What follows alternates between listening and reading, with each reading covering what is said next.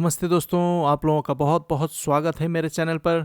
आज हम LED TV का जो मदरबोर्ड होता है उस मदरबोर्ड में क्या क्या कंपोनेंट होता है और क्या काम करता है उसके बारे में जानेंगे।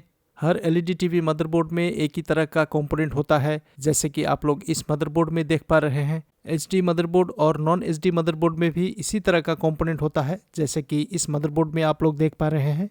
आज हम इस मदरबोर्ड में उन कंपोनेंट को जानेंगे जिस कंपोनेंट से एक मदरबोर्ड रन करता है। दोस्तों, अगर आप लोगों को स्मार्ट मदरबोर्ड के बारे में जानना है तो मुझे कमेंट कीजिएगा और इस वीडियो को एक लाइक ज़रूर दीजिएगा। तो चलिए दोस्तों, अब हम इस मदरबोर्ड का कंपोनेंट को जान लेते हैं। ये है एसी सॉकेट। यहाँ से मदरबोर्ड का पावर सप्लाई में एसी 220 वोल्ट मिलता है। उसका बाद इस फ्यूज़ में एसी 220 वोल्ट इनपुट होता है, फेस या न्यूट्रल दोनों में से कोई एक। उसका बाद एसी 220 वोल्ट फेस और न्यूट्रल दोनों ही इस लाइन फिल्टर कॉइल में इनपुट होता है। जैसे कि आप लोग भी यहाँ देख पा रहे हैं, इस लाइन फिल्टर कॉइल में दो कॉइल बना हुआ है, एक फेस के लिए और दूसरा न्यूट्रल के लिए। और यहाँ पर 4 रेक्टिफायर डायोड है जिससे एसी 220 वोल्ट को डीसी 220 वोल्ट में बदला जाता है। ये है वो मेन फिल्टर कैपेसिटर जिससे डीसी 220 वोल्ट को डीसी 300 वोल्ट में बदला जाता है। ब्रिज रेक्टिफायर डायोड से डीसी 220 वोल्ट सीधा इस कैपेसिटर में इनपुट होता है। उसका बाद डीसी 300 वोल्ट पॉजिटिव इस एसएमपीएस ट्रांसफार्मर में इनपुट होता है। उसका बाद इस डीसी 300 वोल्ट को इस मॉसफेट से स्विचिंग किया जाता है।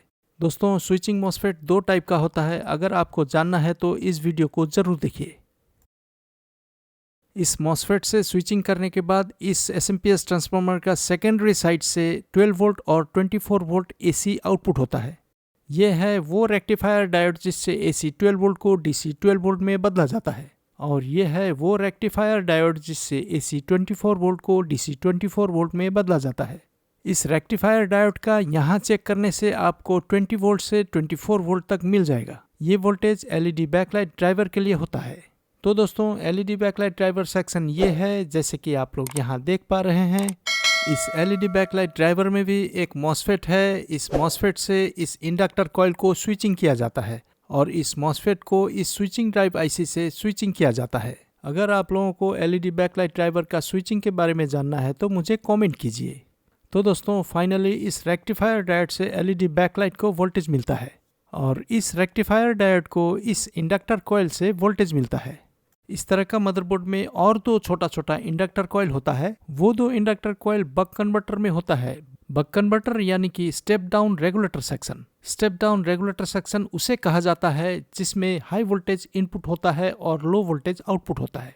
यानी कि 2 इंडक्टर कॉइल में से जो थोड़ा बड़ा होता है उस इंडक्टर कॉइल में 12 वोल्ट इनपुट होता है और उस इंडक्टर कॉइल से यानी कि उस बक कन्वर्टर सर्किट से 5 वोल्ट आउटपुट होता है। इस तरह का बक कन्वर्टर सर्किट में रेगुलेटर आईसी होता है जो कि आप लोगों को यहाँ दिखाई दे रहा है।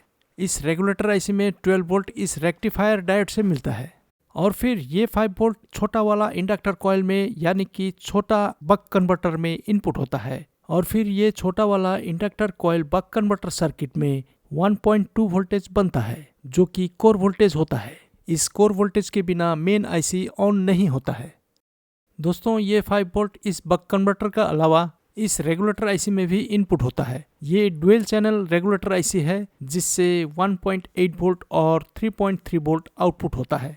1.8 वोल्ट रैम वोल्टेज होता है जो कि मेन आईसी का अंदर होता है और जो 3.3 वोल्टेज होता है वो फ्लैश मेमोरी आईसी और मेन आईसी का अंदर इनपुट होता है। दोस्तों, ये है एलवीडीएस केबल का जैक पिन। इस जैक पिन से डिस्प्ले के लिए वोल्टेज और डाटा सिग्नल आउटपुट होता है। दोस्तों, डाटा सिग्नल आखिर क्या होता है इसे जानने के लिए आप लोगों को इस वीडियो को देखना होगा। और दोस्तों, इस वीडियो में ये जो जैक पिन सॉकेट है, इस जैक पिन सॉकेट का पूरा डिटेल दिया हुआ है। आप लोग चाहे तो इस वीडियो को भी देख सकते हैं। तो दोस्तों, ये वीडियो आप लोगों को कैसा लगा कमेंट, लाइक और शेयर कीजिएगा। जिन्होंने भी अभी तक इस चैनल को सब्सक्राइब नहीं किया है वो लोग जल्दी से इस चैनल को सब्सक्राइब कर लें ताकि इसी तरह का और भी अच्छा वीडियो इस चैनल में आने वाला है। धन्यवाद दोस्तों।